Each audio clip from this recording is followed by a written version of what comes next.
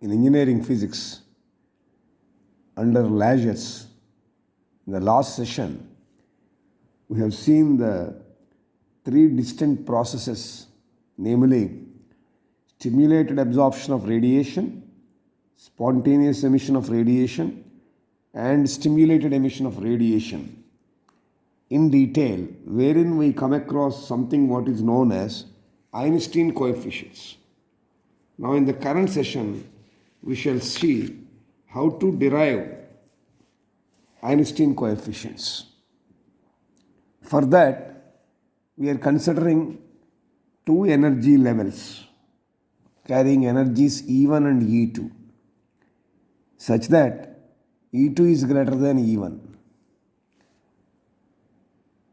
And we are assuming that the number of atoms per unit volume of E1 to be N1 and the number of atoms per unit volume of E2 to be N2. So that has been schematically shown here. E2 is a higher energy state with number of atoms N2 and E1 is the lower energy state with number of atoms as N1, and radiation is incidenting here and photon is getting emitted out here. That means the atom at a ground state is excited with the incident of this photon and goes to the higher energy level. There, after some time, both within the lifetime as well as after the lifetime, from the excited state, the atom at excited state transit to the ground state by emitting the photon. This is the process we are discussing about. Now, with this background, let us see how we can arrive at Einstein coefficients. In the presence of the incident photon or the radiation, the atoms in E1 get excited, and from that we can get stimulated absorption of radiation. So the number of stimulated absorption of radiation in the last session is found to be N1 B12 rho nu. This is B12 is the Einstein coefficient of stimulated absorption. Now the excited atom, while transiting to lower energy level E1, it emits a radiation, that is photon. Thus, through this we get spontaneous as well as stimulated emission of radiation.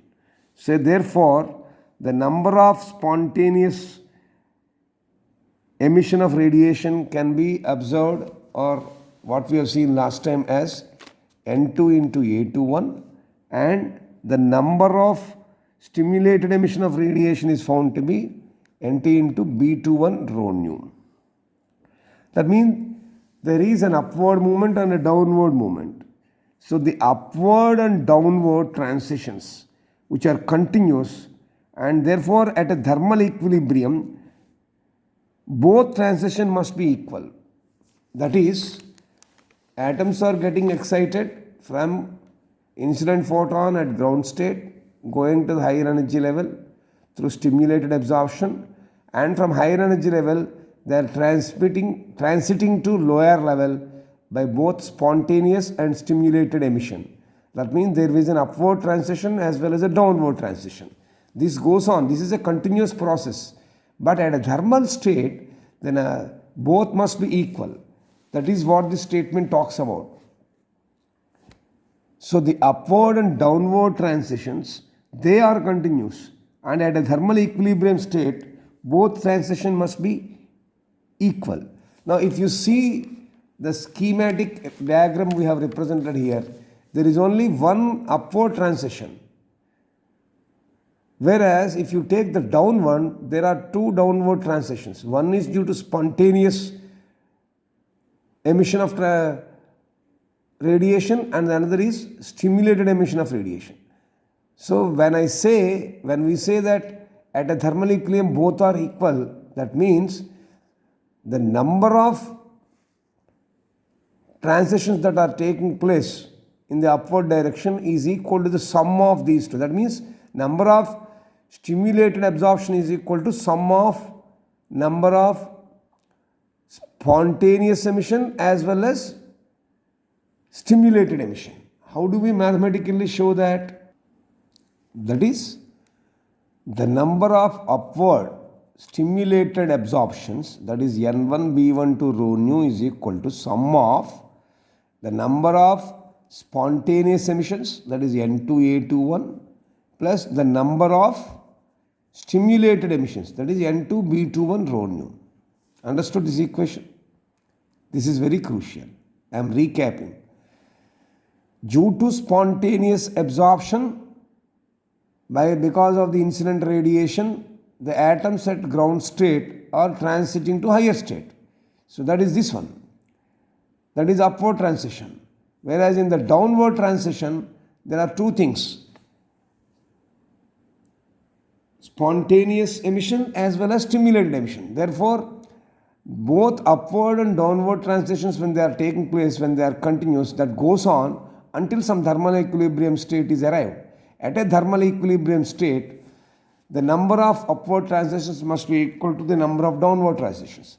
The number of upward transition is nothing but the number of atoms in the stimulated absorption is equal to sum of number of atoms due to spontaneous emission and number of atoms due to stimulated emission. That is the equation we have to understand. That equation can be mathematically represented with the help of spontaneous as well as stimulated absorption and emission values. So when we substitute them, you will get like this. Understood? Now with this, physical concept is completed. Now it's only mathematical drama. Now here you have a rho nu, here also you have a rho nu. So bring this second term of the right hand side to the left side. So this will become N1 B1 to rho nu minus N2 B21 rho nu. That is equal to N2 A21. Clear? Now on the left hand side of this equation, rho nu is there, which is a common thing. So take rho nu as common on LHS. So that will become rho nu into N1 B12 minus N2 B21 is equal to N2 A2. Okay. Now from this, by cross multiplying, you can just get rho nu. So therefore rho nu will be, here it is a product multiplying, push it to the right side, then what will happen? Rho nu is equal to N2 A21 whole divided by N1 B12 minus N2 BT1. So this is the expression you will get. Clear? Now with this background, keeping the rho nu, that is the left hand side constant, look at this right hand side term. Now you divide the right hand term, both numerator and denominator, by N2. So when you divide this by N2, you divide both numerator and denominator, nothing will happen. Na? So value will not change. Therefore, for a mathematical convenience, we are dividing numerator and denominator of this right hand side by N2. What will happen? Rho nu will be N2 A21 divided by N2 divided by N1 B12 minus N2 B21 divided by N2. It makes no difference now. Now, let us simplify the right hand side. Now, this N2 get cancelled. Therefore, in the numerator, you are left with A21 whole divided by, here, N1 B12 by N2 minus N2 B21 by N2, expand. Therefore, this will become N1 by N2 into B12. On the right hand side, in the denominator, the first term I am talking about, minus N2 gets cancelled in the second term, B21. So therefore, you are left with rho nu is equal to A21 by N1 by N2 into B12 minus B21. This is what we get. Right? Now we will, from this equation, we take B12 as common. So therefore, you can again rewrite it as rho nu is equal to A21 by, in the denominator, you take B12 as common, B12 into N1 by N2 minus, because you have taken B12, in the second term B12 is not there. Therefore, what it will become? When you take B12 as common, the first term in the denominator is N1 by N2 minus the second term is modified as B21 by B12. Clear? So keep this in mind and call this as equation 1. Clear? Now, from Boltzmann equation, there is an expression here which says, when it comes to the number of atoms, there is a standard equation which says this statement you will get in semiconductors. So therefore, from Boltzmann equation, if you observe, N2 will be equal to N1 into e power minus of E2 minus E1 by kBT. Kb is the Boltzmann constant, T is the absolute temperature, N1 and N2 are number of atoms per unit volume of the respective energy levels, secondary and primary. N2 is related to E2, N1 is related to E1. This is the standard Boltzmann equation taken straight away from Boltzmann's radiation equation. Now, from this you can cross multiply. Bring this N1, N2 here and send the whole thing to the right. So by cross multiplying, what you will get? N1 by N2 is equal to, when you send the whole thing to the other side, 1 by e power minus of. Therefore, when it is 1 by the time it comes to numerator, minus will go now. So therefore, after simplification, by cross multiplying or sending the terms on either side, you will be left with N1 by N2 is equal to e power E2 minus E1 by kBT. If you recollect semiconductors, energy difference between these two is nothing but the change in energy. This is nothing but, that is the energy difference. Therefore, that is nothing but E. Therefore, because E2 minus E1 is equal to E, which is nothing but Einstein equation h nu. So for E2 minus E1, you can write E or h nu. Therefore, what this equation will become? N1 by N2 is equal to e power h nu divided by kBT. Let us call it as 2. Okay.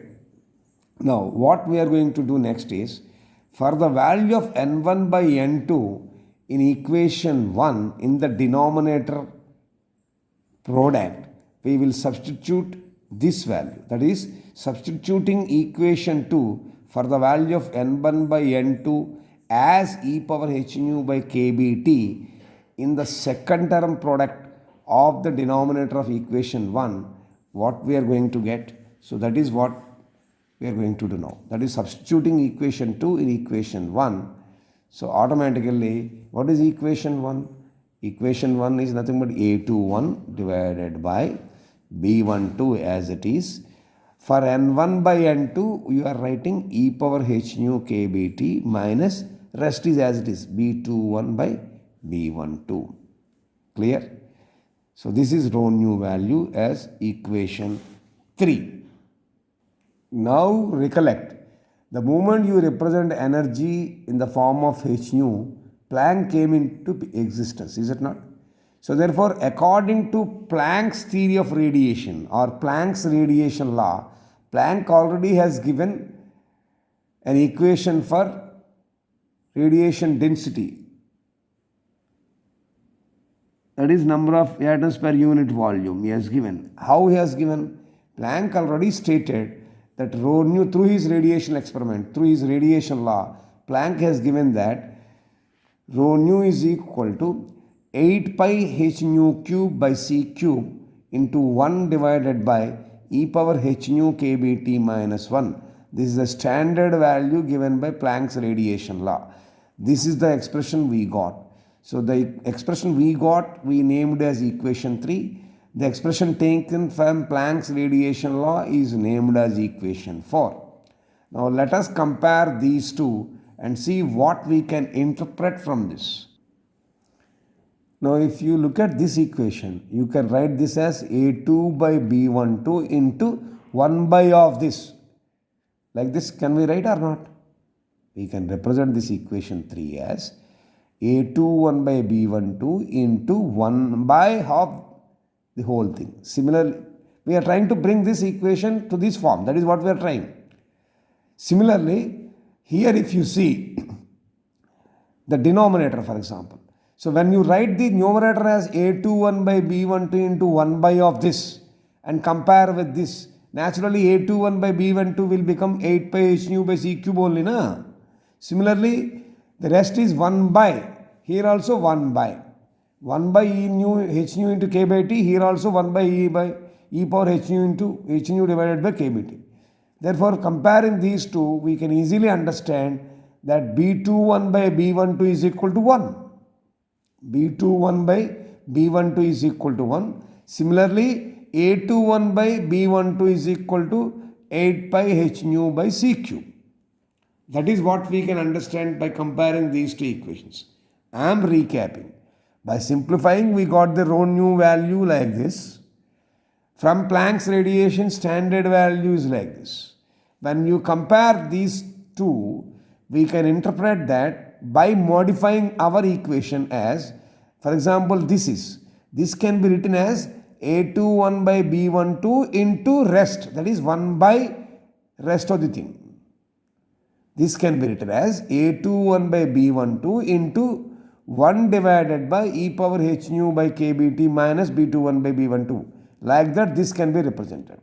This is already represented as Planck's radiation law, 8 pi h nu cube by c cube into 1 by e power h nu by kBt minus 1.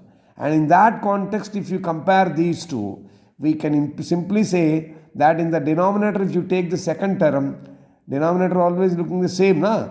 Therefore, from this we can say B21 by B12 is equal to 1 and A21 by B12 is equal to 8 pi h nu cube by c cube. This is what we can interpret by comparing rho nu value we got and by with Planck's radiation law. So what are we interpreting now? So this is what we are interpreting. B21 by B12 is equal to 1 and A21 by B12 is equal to 8 pi h nu cube by c cube. Well, if you say B21 by B12 equal to 1, what it says, if you cross multiply, naturally B21 is equal to B12. So ultimately, by comparing what is the value, what are the values we got? B21 is equal to B12, that is opposite, and A21 by B12 is equal to 8 pi h nu cube by c cube. Clear? Up to that extent. Now from this you cross multiply. A21 is equal to B12 into 8 pi h nu cube by c cube.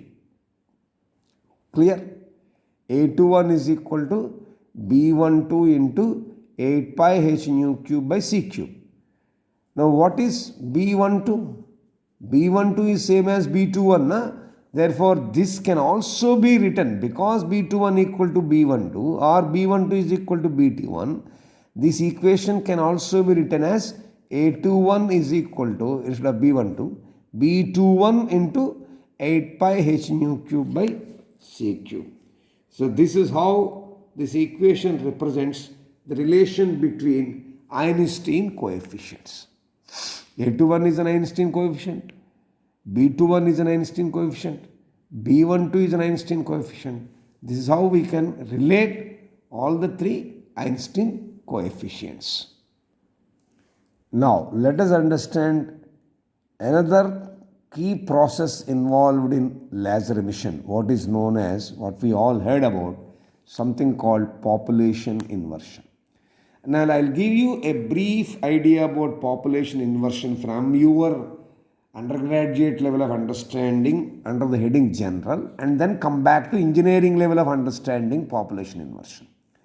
We have studied and forgotten this, of course. I am trying to make you recollect. So in a normal, let us take two energy levels. This energy level is what is known as E1, what we are calling is a ground state. And this is the excited state.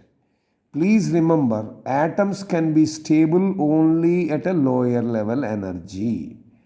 So as long as the potential energy is low, matter is stable.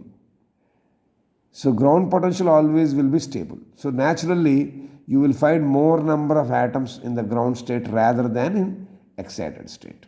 Is that clear? Now let us understand further with that background as a frame of reference. Let us suppose the number of atoms are in the ground state. Due to incident photon, that is being absorbed by these atoms as a spontaneous absorption, they get excited and goes to the higher energy state, let us say. And we all know that the lifetime of higher energy state is only 10 power minus 8 seconds. So here once it gets to higher energy state, atom cannot be stable. So the excess energy it has acquired due to stimulated absorption, it should emit out and come back to the ground state. Now this emission we have seen in two ways. One is on its own called spontaneous emission, the other is by excitation called stimulated emission. So after 10 point minus 8 seconds, due to spontaneous emission, the atoms emit out the photon and come back to the ground level. Similarly, within the lifetime, due to stimulated emission of additional radiation, the atom emits out the excess photon and comes back to the ground state. Atoms will be going up. Some atoms will be exciting and going up. Some atoms were emitting out their photon and coming up. Due to the collision or clash, there may be a stage where some atoms reside at a middle level, let us say, middle level. This middle level is what we call as metastable state. So atoms will be going up through stimulated absorption. Atoms are coming back to the ground level through spontaneous as well as stimulated emission of radiation. In that process, there may be a stage where you find some atoms residing at the intermediate stage, what we call as metastable state. Normally, what should happen? The number of atoms should be more in the ground level than at an excited level. The number of atoms is nothing but the population, more number of people. That's why the word population. So naturally the population should be more here than here. But because of this continuous process, there may be a state where interestingly you will find more number of atoms present at a metastable state than at a lower state. That means the population of meta is more than ground state. What does it mean? Population got inverted only, na? Here more number of atoms should be there. Here less number of atoms should be there. But because of this continuous process of stimulated absorption and two different spontaneous and stimulated emission, when this process is becoming continuous, certain number of atoms can reside at the metastable state, even for a temporary time also. Then there may be a stage in this process we can observe that the number of atoms at metastable stage sometimes found to be more in number than the number of atoms at ground state. That means the population at metastable state is found to be more than the population at the ground state. That means the population got inverted. So that is what we have defined at a fundamental level of understanding lasers at intermediate or undergraduate level as population inversion. So hope you got the idea about what is population inversion. Let us interpret that from an engineering higher level angle. So let us understand population inversion in a more technical detailed angle. Consider a two-level energy system of energies E1 and E2, and let N1 and N2 be the number of atoms per unit volume of these energy levels E1 and E2. So the number of atoms per unit volume in the energy level is what is known as population of that energy level. That means N1 is the population of E1, N2 is the population of E2. Clear? N2 is always naturally greater than N1. That is E1 is greater than E2 in that case. Now, generally because the number of atoms per unit volume in an energy level is defined as population and energy level, N1 is naturally the population of E1 and N2 is population of E2. Okay? So, at absolute temperature, Boltzmann has given his distribution law for population energy density. That is, the population of any energy level, E. Let us say E is the general energy level. So, the population of any energy level E at a temperature T is given by Boltzmann distribution law as this equation. Boltzmann assumed that E is the energy level. The population of that energy level is represented as N, and at a temperature T, Boltzmann distribution law says that N is equal to N naught into e power minus E by kBT. Let us call this as equation here, where N naught is the population of the lower energy level or ground state, and Kb is the Boltzmann constant, T is the absolute temperature. So using this relation, we can find the population of E1 and E2. We can find N1 and N2. So using Boltzmann distribution relation, we can find N1 value as N1 is equal to N naught into e power, N1 belongs to E1, na? Therefore N1 will become N0 into or N naught into e power minus E1 by kBT, call it as equation 2. Similarly N2 is the population of E2. So therefore this is the formula applied. N2 will become N naught into e power minus E2 by kBT. So from these two equations, you can calculate N2 by N1. N2 by N1 will become what? N2 by N1 will become N naught into e power minus E2 by kBT divided by N naught into e power minus E1 by kBT. Strike off whichever is strikeable. N naught will go, right? The rest will be e power minus, you can take common thing out, E2 minus E1 by kBT. Understood? Because if this comes to numerator, it becomes plus now, e power minus E2 by kBT into e power E1 by kBT. So you can take the minus thing common out. So you can write N2 by N1 is equal to e power minus of E2 minus E1 into k by t. Now cross multiply, N2 will become N1 into e power minus E2 minus E1 by kBT. Call this as equation 4. So this is the equation we got as N2 is equal to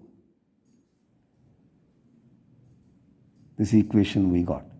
But here we have to understand one important thing. Because E2 is greater than E1, therefore N2 is less than N1. So to get a laser emission, that is stimulated emission, N2 must be greater than N1. Here N2 is less than N1.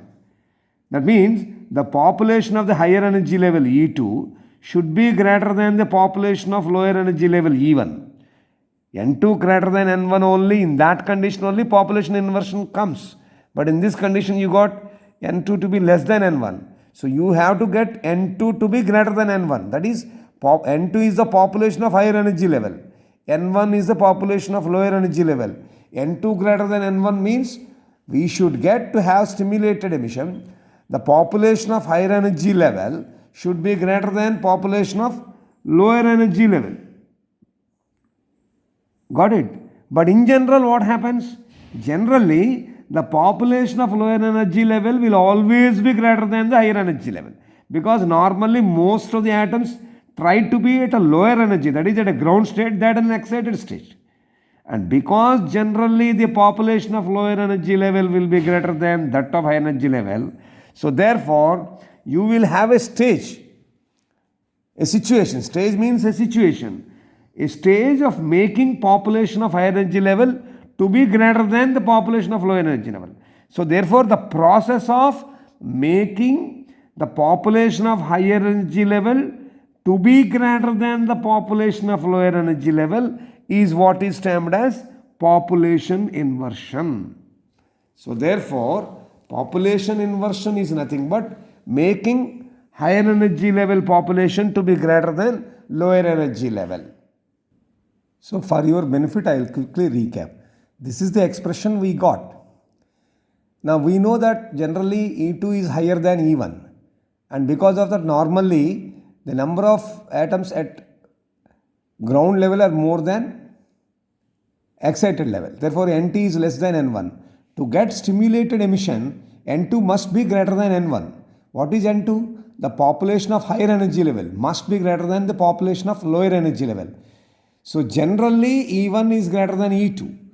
So where we have reached a stage where we have to make the population of higher energy level to be greater than the population of lower energy level. So making the stage of population of higher energy level to be greater than the population of low energy level is what is known as population inversion. And population inversion can be achieved through a process of sending atoms from E1 to E2. So the process of sending atoms from E1 to E2, that is the process of sending atoms from E1 to E2, it is what is known as pumping. Pumping is nothing but a process of achieving population inversion. This is what you have to understand about population inversion. Right? If you look at the summary in this session, we have discussed about arriving at Einstein coefficients, relating the coefficients of Einstein of A21, B21 and B12. And then we tried to understand something about in general what is meant by population inversion from an undergraduate level of understanding to a higher level of understanding with the help of considering two levels of energy systems, E1 and E2 with population inversion N1 and N2 populations, and through that we achieved a metastable state. This is the best level of understanding, engineering level of understanding population inversion. So in the next session we shall focus on understanding this, and then there we try to arrive at something called a pumping. Pumping is nothing but a mechanism. So there are different exciting mechanisms to get population inversion, which is called pumping. There are pumping mechanisms. So in the next session, we shall try to understand pumping mechanisms by quickly recapping the population inversion. So that is the agenda for the next video session.